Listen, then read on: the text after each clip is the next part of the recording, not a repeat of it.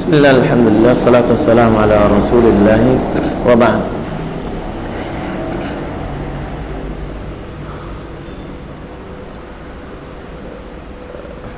Ikra ya. Man yakra?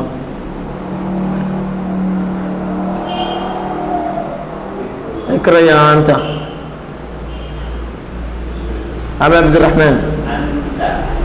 Nah, tafutu fu'adaka al-ayyamu fatta. Tafadhal. Khalas. Ikra. Ikra hatta baca sampai saya suruh berhenti. Bismillah.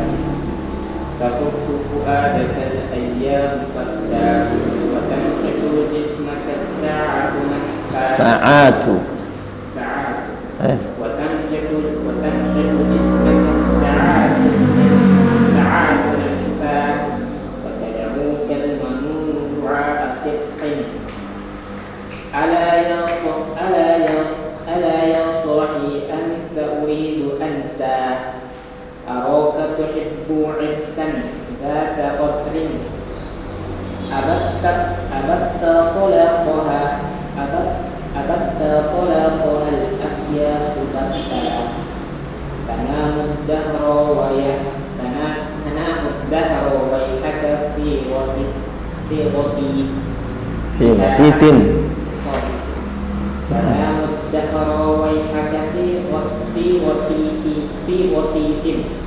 biha hatta idza intantabahta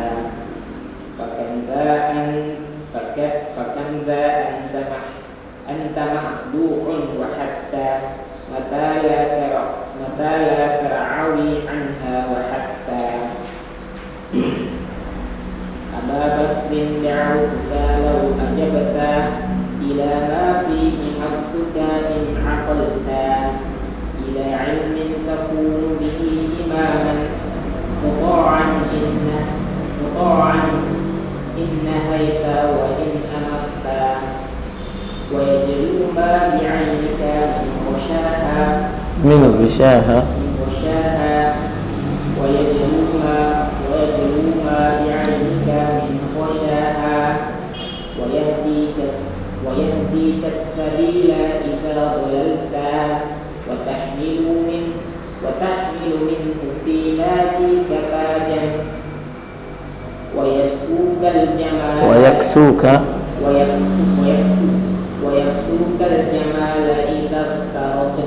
idza araita. أي ما مشكلة. تفضل. ينالك نفعه ما دمت حيا ويبقى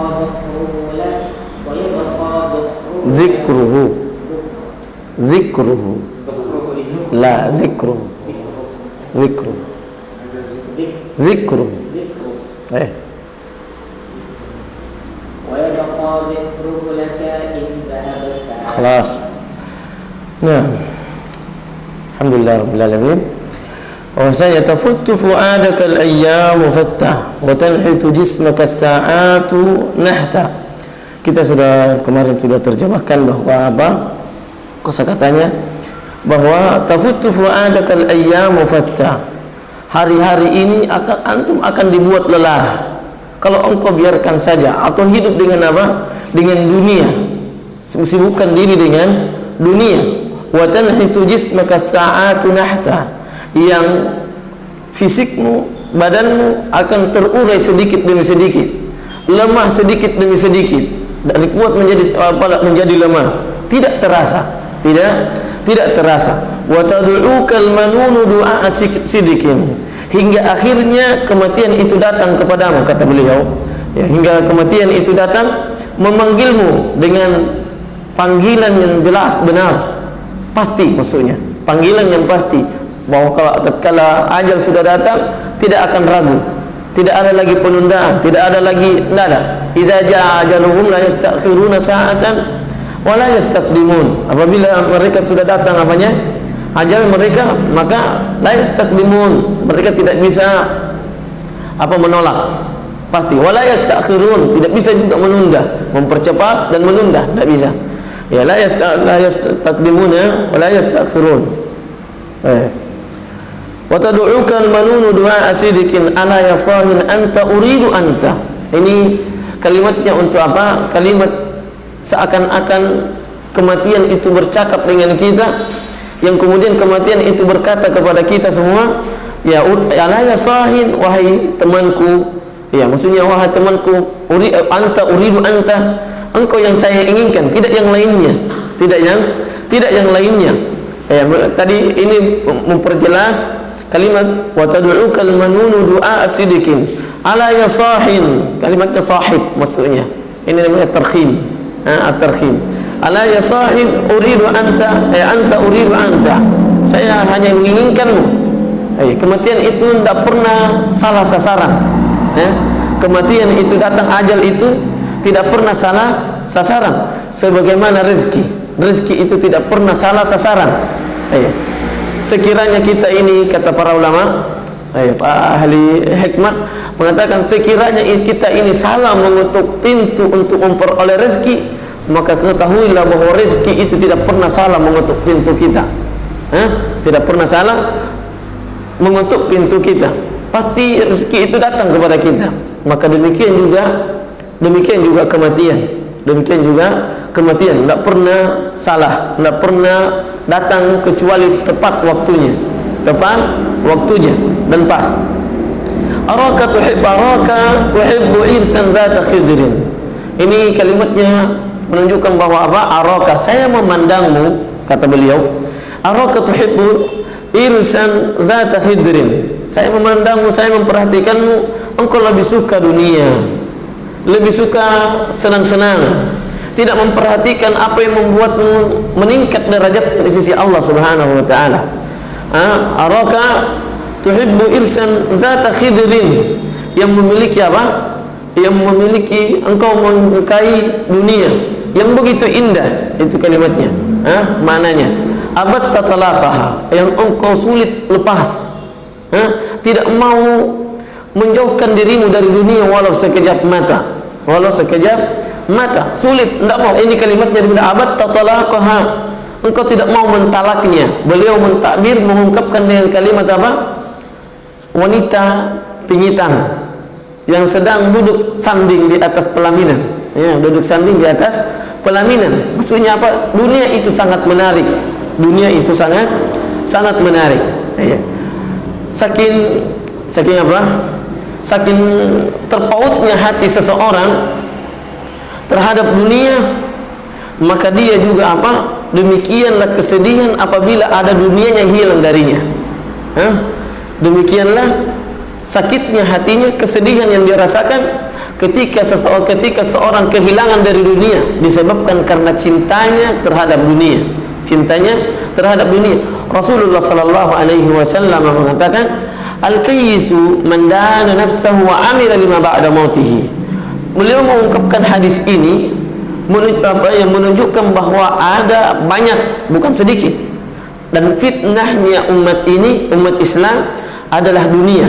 Ada banyak sejumlah dari kalangan manusia itu hatinya terpaut dengan dunia, Maka Rasulullah SAW mengatakan, al-kayyisu man dana nafsahu wa amila lima ba'da mautih. Orang cerdas itu bukan orang yang pandai mengejar dunia, gak pandai memperoleh sekian income-nya setiap hari, sekian pemasukannya setiap bulannya, pandai mencari uang, tidak, lihai dalam mengolah dunianya. Bukan itu kata Rasulullah SAW bahwa dia adalah orang yang cerdas. Tapi kata Rasulullah SAW adalah al-kayyisu man dana nafsah wa amila lima ba'da mautih. Orang cerdas itu adalah orang yang bisa mengelola dirinya, mengelola jiwanya, wa amila lima ba'da mautih, dan dia bisa beramal, melakukan sebuah amalan untuk kehidupan setelah kematian, untuk kehidupannya setelah kematian. Itulah yang disebut oleh orang yang cerdas, orang yang cerdas. Araka tuhibbu irsan zata khidrin abatta talaqaha al-aqyas batta. Namun kemudian berbeda dengan orang yang cerdas. Ini yang saya sebutkan hadisnya, bahwasanya apa? Orang cerdas itu menjauhkan dirinya dari dunia. Bukan berarti betul-betul jauh dirinya dari dunia, tidak mengambil manfaat darinya, tapi mereka jauh jauhnya itu sekedar dia mengambil dunia sekedar untuk menjadikannya sebagai jembatan, membuat dia tenang dalam beribadah kepada Allah Subhanahu wa taala. Ya, dalam beribadah kepada Allah Subhanahu wa taala, bukan menenggelamkan dirinya terhadap dalam dunia. Di dalam dunia, ketika orang tenggelam dalam dunia, maka sulit baginya untuk bangkit. Sulit baginya untuk bangkit. Rasulullah sallallahu alaihi wasallam juga menyebutkan bahwa dunia itu adalah warnanya hijau.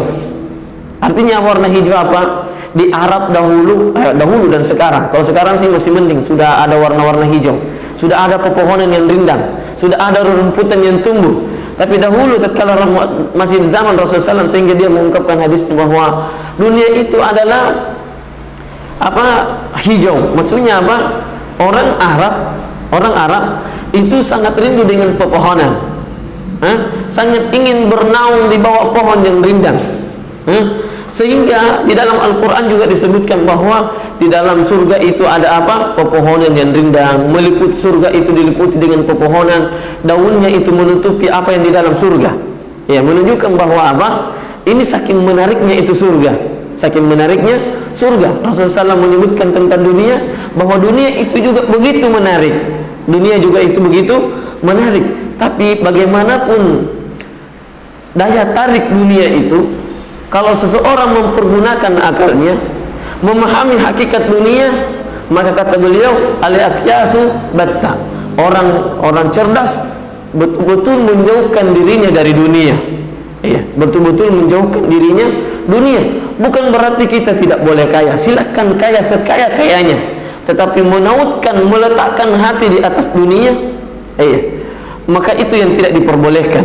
Ada orang miskin tapi hatinya senantiasa terpaut dengan dunia, maka itu juga dikatakan bahwa dia adalah orang yang cinta dengan dunia, dan tentu orangnya adalah tercela. Ada orang kaya sekali tapi hatinya tidak pernah terpaut dengan dunia, tidak pernah tidak pernah dunia itu menghalangi dirinya, maka tetap saja orang tersebut dikatakan orang yang zuhud. Tetap saja orang tersebut dikatakan orang yang zuhud. Orang yang jauh dari dunia itu yang dicintai oleh Allah Subhanahu wa taala adalah orang yang tidak menjadi dunia itu penghalang baginya untuk beribadah kepada Allah. Tidak menjadi dunia itu penghalang bagi dirinya untuk beribadah kepada Allah Subhanahu wa taala.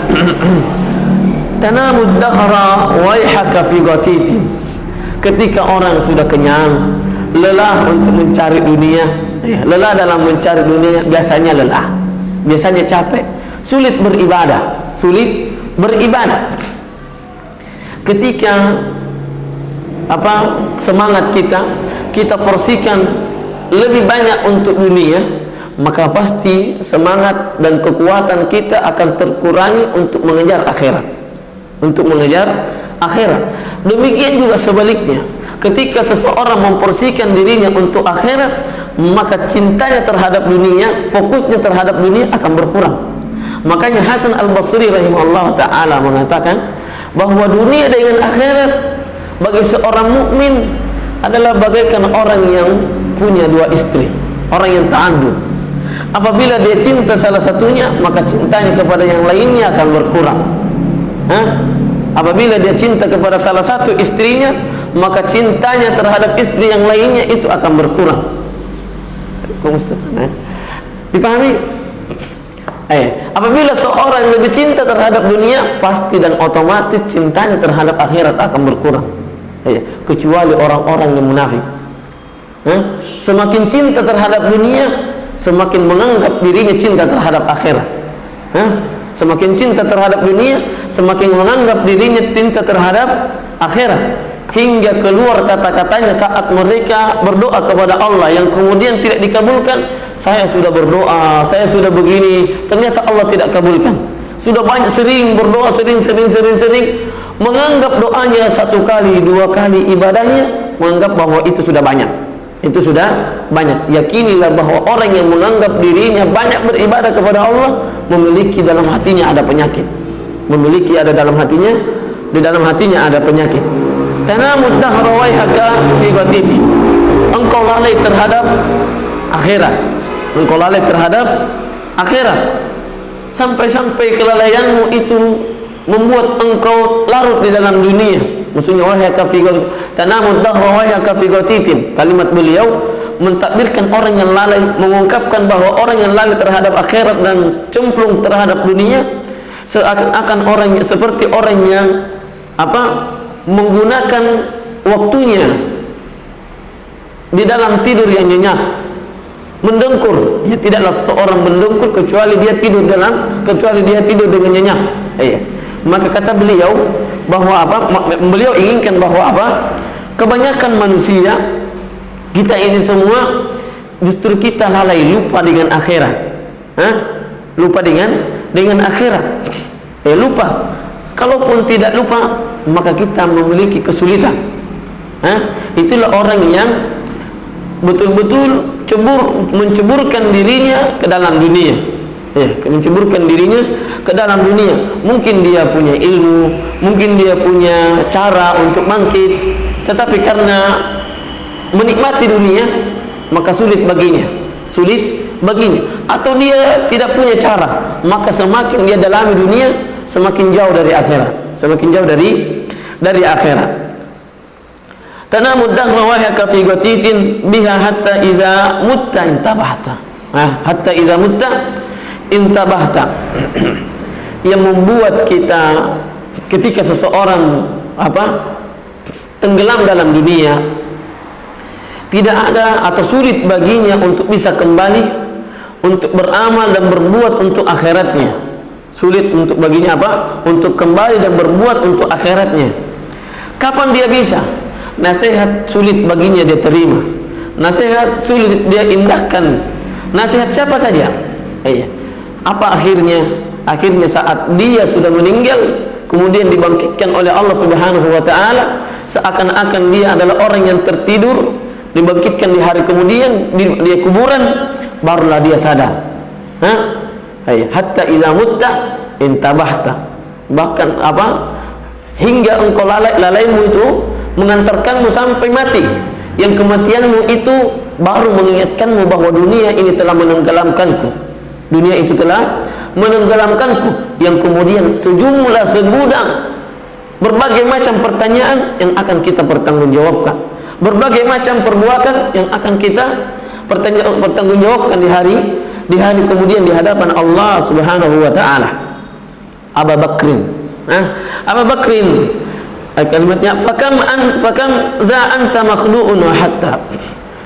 Kalimat beliau, betapa tertipunya engkau, betapa tertipunya engkau hingga engkau la tarawi anha wa hatta, hingga engkau lupa, tidak ingat lagi akhirat. Jadi orang yang kata beliau menginginkan kepada kita bahwa orang yang tenggelam dengan dunia artinya dia adalah orang yang tertipu. Kenapa bisa tertipu orang yang tenggelam dengan dunia? Padahal nyata materinya, nyata hasilnya, nyata di depan mata. Tetapi bagi orang yang beriman, akhirat itu lebih nyata baginya daripada dunia yang ada di depan matanya. Bagi orang yang beriman, bahwa akhirat itu lebih nyata daripada dunia yang ada yang ada di depan matanya. Seorang ulama, saya tidak tahu Imam Ali radhiyallahu taala anhu atau siapa, ditanyakan, sif lana dunia, gambarkan kepada aku tentang dunia. Maka beliau menjawab, ada apa dengan dunia? Halalnya adalah hisab, haramnya adalah iqab. Halaluha hisab wa haramuha iqab. Kenapa engkau mencari-cari tahu tentang dunia, padahal yang halal di dalam dunia ini yang kita peroleh secara halal itu akan dihisab oleh Allah Subhanahu wa taala. La tus'alunna yawma idzin 'anil na'im. Sungguh kalian akan ditanya tentang nikmat-nikmat yang Allah berikan kepada kalian. Jadi yang akan ditanyakan oleh Allah Subhanahu wa taala di hari kemudian bukan yang haram saja, tapi yang halal juga ditanyakan. La tazulu qadama 'abdin yaumal qiyamati hatta yus'ala an arba'.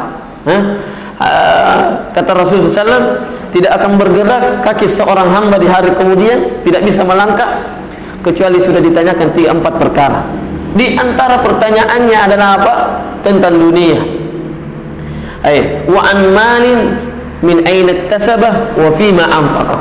Dari mana dia peroleh dan kepada siapa, kepada apa dia infakkan.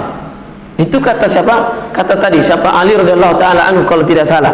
Bahwa halaluha hisab wa haramuha iqab. Yang halal saja di dunia ini akan ditanyakan, akan dihisab oleh Allah. Bagaimana dengan haram? Maka dia akan mendapatkan siksaan di hari kemudian. Fakam za anta makhdu'un. Engkau betul-betul tertipu dengan dunia. Tertipu dengan dunia. Bagaimana tidak tertipu? Bagaimana dengan tidak tertipu? Rahmat Allah turunkan di dunia ini berapa? Allah punya rahmat 100. Punya rahmat 100. Allah bagi-bagi di dunia, turunkan di dunia, seluruh makhluk menikmatinya satu rahmat saja. Yang dengannya seluruh binatang buas itu menarik kakinya, menarik kukunya dari anaknya agar tidak tercederai, tidak melukai anaknya karena rahmat Allah Subhanahu wa taala. Karena rahmat Allah Subhanahu wa taala disebutkan dalam hadis. Dalam hadis, rahmat Allah berikan kepada binatang buas, Allah berikan kepada orang kafir, Allah berikan kepada orang beriman, Allah berikan kepada orang yang ikhlas, Allah berikan kepada orang munafik. Mana yang lebih kita pilih? Nikmat Allah yang dengannya seluruh makhluk merasakannya di sana, atau nikmat Allah yang khusus Allah peruntukkan orang-orang yang beriman, yang itu diperoleh untuk 99 rahmat Allah Subhanahu wa taala di hari kemudian. Maka demikianlah kata beliau bahwa fakam za anta makhdu'un, betul-betul engkau tertipu. Kenapa? Karena kita meninggalkan 99 rahmat Allah dengan mengambil satu rahmat saja. Tidak memperhatikan akhirat, tidak memperhatikan ibadah, tidak memperhatikan bagaimana derajat kita meningkat di hadapan Allah Subhanahu wa taala. Namun kemudian apa kata Allah Subhanahu wa taala? Bahwa kita ini betul-betul mencintai dunia. Tuhibbunal ajilah wa tazarunal akhirah. Kalian itu lebih cinta terhadap dunia namun meninggalkan akhirat, meninggalkan akhirat.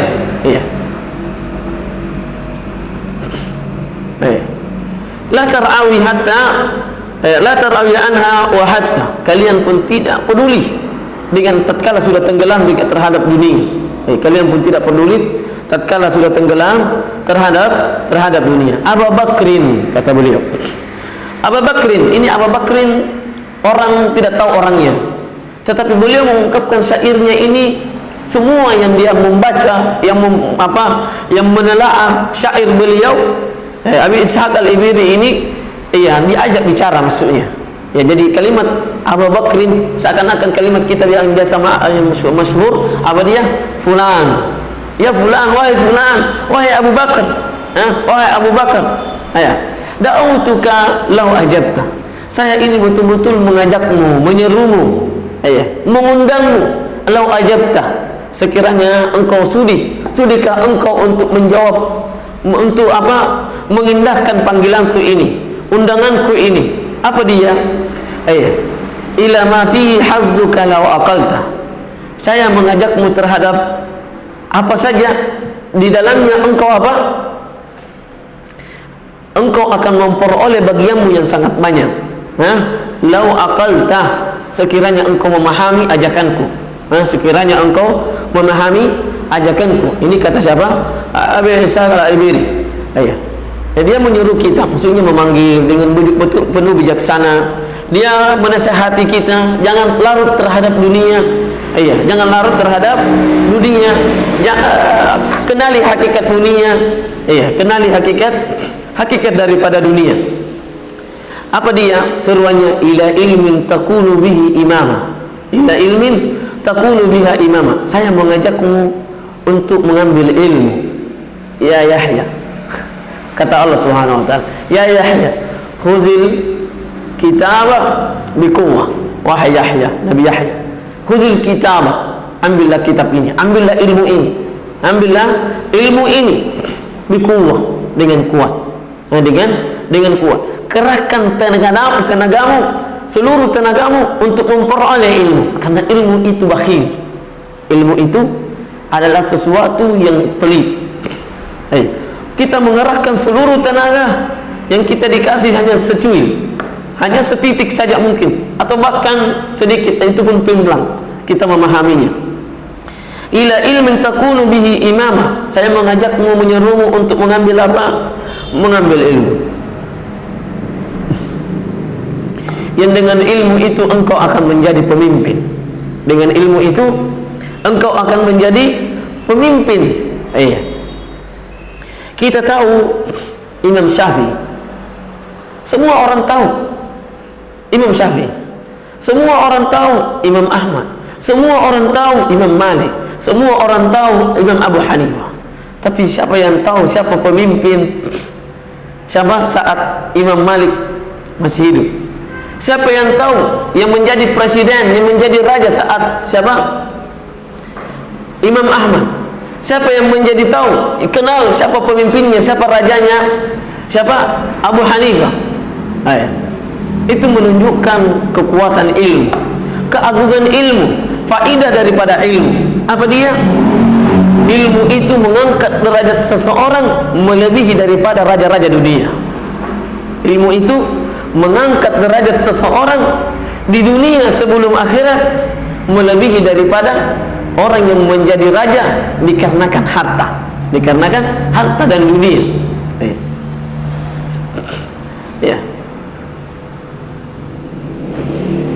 Ila ilmin takunu bihi imama, saya mengajakmu untuk mengambil ilmu, kepada ilmu yang dengannya engkau akan menjadi pemimpin. Muta'an innahaita wa in amarta, yang engkau akan ditaati kalau sudah menjadi pemimpin apabila engkau melarang, apabila engkau memerintahkan kepada orang. Ini perintah yang dia maksud di sini, melarang dan perintah, bukan berarti melarang karena keinginan hawa nafsunya, karena kebutuhan dirinya, tidak. Tetapi dia melarang karena Allah yang melarang. Dia melarang karena hadis Rasulullah SAW melarang juga, sehingga dia melarang manusia. Jangan minum berdiri, jangan kencing berdiri, karena Rasulullah SAW ada yang melarang ada hadis Rasulullah SAW melarang untuk kencing berdiri, ada hadis Rasulullah SAW melarang untuk minum berdiri, makan berdiri dan seterusnya. Pada saat seorang mempunyai ilmu melarang orang lain, maka apa jadinya? Maka dia akan ditaati. Demikian juga apabila dia memerintahkan sholat, merintahkan untuk jangan durhaka sama orang tua, jangan begini dan seterusnya. Segala sesuatu yang dia perintah sesuai dengan apa yang datangnya dari Allah dan Rasulnya, maka dia akan ditaati, maka dia akan ditaati. Orang hidup saat ini, bagaimanapun solehnya, bagaimanapun ulamanya, tidak keluar dari mazhab yang empat, tidak keluar dari mazhab yang empat. Tapi adakah yang masuk dalam pemikiran pemimpin-pemimpin siapa yang hidup di zamannya Abu Hanifah? Adakah yang mengambil pemikirannya orang yang hidup pemimpin yang hidup di zamannya Imam Malik, di zamannya Imam Syafi'i, di zamannya Imam Ahmad, di zamannya Ibnu Hazm, Ibnu Qayyim, Ibnu Taimiyah? Tidak ada. Tidak. Semuanya taat dan tunduk kepada pemikiran dan ilmu dari siapa? Abu Hanifah. Tunduk kepada siapa? Malik. Tunduk kepada siapa? Syafi'i. Siapa? Imam Ahmad dan seterusnya. Ila ilmin takunu bihi imama. Muta'an in nahaita wa in amarta wa yajlu ma bi aidika min gishaha.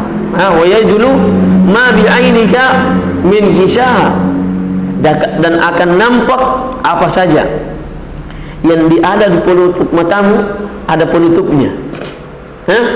Di pelupuk matamu, maksudnya sesuatu yang sebelumnya engkau tidak tahu, sesuatu yang sebelumnya engkau tidak tahu, maka itu akan tersingkap tatkala engkau memiliki ilmu, tatkala engkau memiliki ilmu.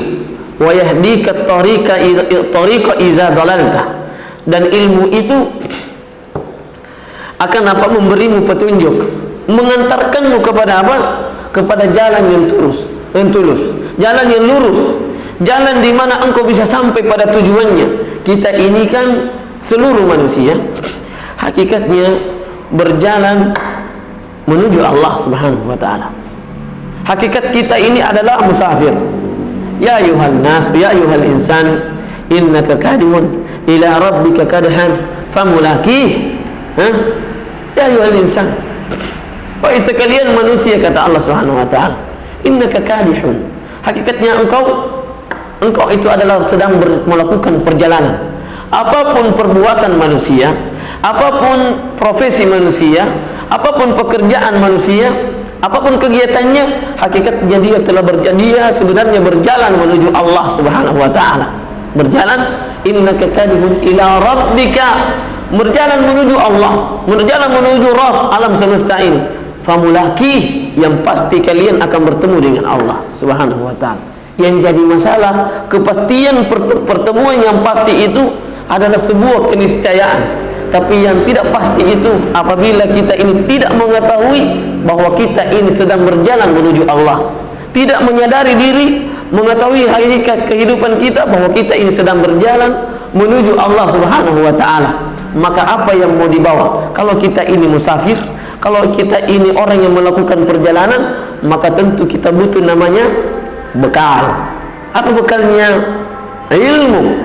Bekalnya adalah ilmu. Dan ini adalah jalan pintas menuju surga.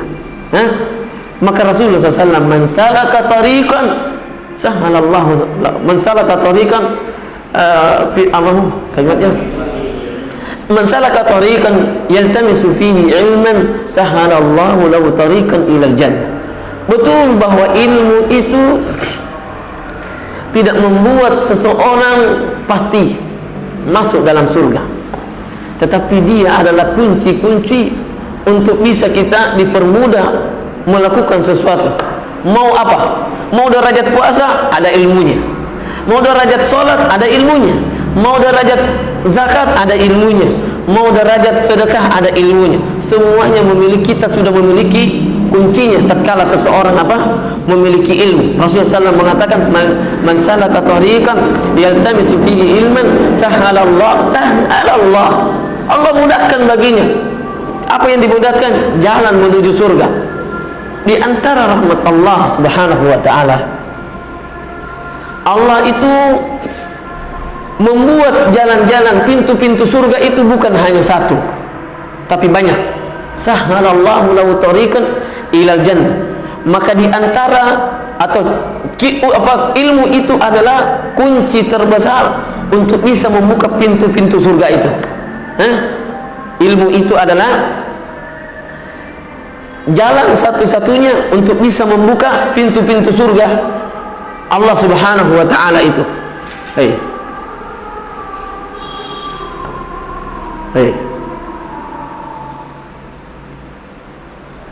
Wa yahdika tariqa idza dalalta.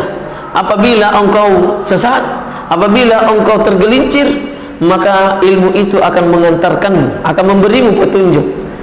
Ketika orang tidak punya ilmu, maka tatkala dia jatuh, maka dia tidak bisa bangkit. Dia akan melalui jalan yang sama, melalui jalan di mana dia tergelincir. Rasulullah sallallahu alaihi wasallam mengatakan bahwa al-mu'minu la yudabu marrataini fi hujurin wahid. Orang mukmin itu tidak mungkin digigit, disengat dua kali oleh kalajengking dalam lubang yang sama. Menunjukkan bahwa orang beriman itu cerdas. Orang beriman itu cerdas. Ibnul Jauzi rahimahullah ta'ala bahwasanya apabila seseorang tergelincir kakinya di sebuah jalan licin, maka yang pertama kali dia memandang, dia perhatikan adalah bekas kakinya di mana dia tergelincir. Itu hakikat manusia. Hakikat manusia. Kenapa? Karena dia akan memperhatikannya saat melalui untuk kedua kalinya. Dia tidak mau terjatuh kakinya ke lubang yang sama, ke lubang yang sama. Itu yang dikatakan oleh siapa? Ibnu Al-Jauzi rahimahullah ta'ala. Iya, semua manusia. Semua manusia. Kalau terjatuh, yang pertama dia perhatikan bukan kakinya, tapi di mana tergelincir kakinya. Di mana tergelincir kakinya, menunjukkan bahwa dia tidak akan mau lagi mengulang kedua kalinya. Ternyata ada manusia-manusia yang terjatuh kedua kali, ketiga kali, keempat kalinya, namun tidak pernah menyadarkan dirinya bahwa dia harus kembali ke jalan yang di mana dia peroleh derajatnya di sisi Allah Subhanahu wa ta'ala. Wa tahmilu minhu fi nadika ta'ajan. Kalau punya ilmu, kalau punya ilmu itu adalah bekal, bukan bekal, apa dia? Wa tahmilu fi nadika wa tahmilu minhu fi nadika ta'ajan. Engkau akan membawa oleh-oleh. Oleh-oleh kepada siapa? Kepada kaumnya. Kalau orang pergi menuntut ilmu, pasti dia kembali. Pasti dia kembali. Pada saat kembali, kalau orang pergi merantau mencari uang, mencari kehidupan, maka dia akan pulang. Kemudian orang menunggu uangnya, menunggu makanannya, menunggu oleh-olehnya. Tapi kalau orang pergi menuntut ilmu, yang ditunggu oleh orang-orang di kampungnya apa dia? Ilmu. Taj. Apa taj? Apa taj? Mahkota. Mahkota. Maksudnya dia akan pulang, yang di samping di pertama dia akan memberi nasihat kepada orang lain. Tentunya mereka akan disenangi. Mereka akan disenangi orang karena mereka tersinari hatinya, tersinari kalbunya, tersinari kalbunya. Dengan pencerahan-pencerahan yang bisa mengembalikannya, bisa lebih mendekatkannya kepada Allah Subhanahu wa ta'ala, yang kemudian dia akan dijadikan sebagai tuan di kampungnya, di suatu kaum. Bukan hanya di kampungnya, tapi di suatu kaum, kepada siapa saja dia akan dituakan walaupun dia masih muda. Dia akan betapa banyak orang yang tua namun tidak dituakan, tapi banyak yang muda justru dia dituakan, didengar kata-katanya, didengar nasihatnya. Orang tua yang duduk di depannya lebih tua darinya. Bahkan orang yang duduk di dalam majelisnya sudah beruban, padahal dia belum, masih berumur jagung. Wa tahmilu minhu fi nadika, dalam kelompokmu, maksudnya kalimatnya itu. Fi nadika tajan wa yaksukal jamala idza araita. Anggaplah seseorang itu miskin. Anggaplah seseorang itu miskin, tidak punya apa-apa, tidak punya harta, tidak punya apa saja dari dunia ini, namun dia memiliki ilmu. Maka yakinilah bahwa ilmu itu adalah kekayaan yang paling besar. Ilmu itu adalah kekayaan yang paling besar. Ada pernah syekh di mana di sana waktu kami masih belajar mengisahkan tentang seorang yang punya ilmu, yang hadisnya didengar-dengar di mana-mana, namun orang tersebut tidak ditahu oleh orang lain. Dia adalah seorang ditanya dari mana ini hadisnya, siapa dia? Dari seorang namanya Ibnu An-Najjar. Dia adalah orang yang tinggal di perkampungan di atas pegunungan, yang jauh dari perkampungan. Di atas pegunungan, jauh dari perkampungan, jauh dari kota, jauh dari kota. Kemudian ada satu hadis yang dicari sanadnya, siapa periwayatnya. Ini Ibnu Najjar yang dinamakan ini, siapa orangnya? Ternyata dicari di kota tidak ada. Ternyata dicari di kota tidak ada. Ternyata dicari kemana-mana, ada kabar bahwa orangnya itu ada di atas gunung, yang kerjanya mencari kayu bakar. Kemudian setelah mengumpulkan kayu bakar itu, mereka jual di kota. Mereka pergi jual di kota. Saat diketahui bahwa inilah orangnya, maka seluruh orang kota datang kepadanya. Seluruh orang kota datang kepadanya dan membawakan apa yang dibawakan, ikhwan? Emas, karung, dinar, diangkat derajatnya, diangkat jadi orang kaya, jadi orang kaya. Tapi tentunya itu bukan niat kita, itu bukan niat kita untuk memperoleh kedudukan dengan ini, tetapi memperoleh apa? Memperoleh keridhaan Allah Subhanahu wa ta'ala. Orang yang mencari dunia, mencari akhirat, dunianya akan ikut, dunianya akan ikut. Karena tidak mungkin seseorang bisa mencapai melakukan sebuah ibadah kecuali dia akan menggunakan dari dunia ini, kecuali dia akan menggunakan dari dunia ini. Maka dunia adalah penyampai jembatan untuk sampai bisa beribadah kepada Allah Subhanahu wa taala. Subhanakallahumma rabbana wa bihamdika asyhadu an la ilaha illa anta astaghfiruka wa atubu ilaik. Assalamualaikum warahmatullahi wabarakatuh.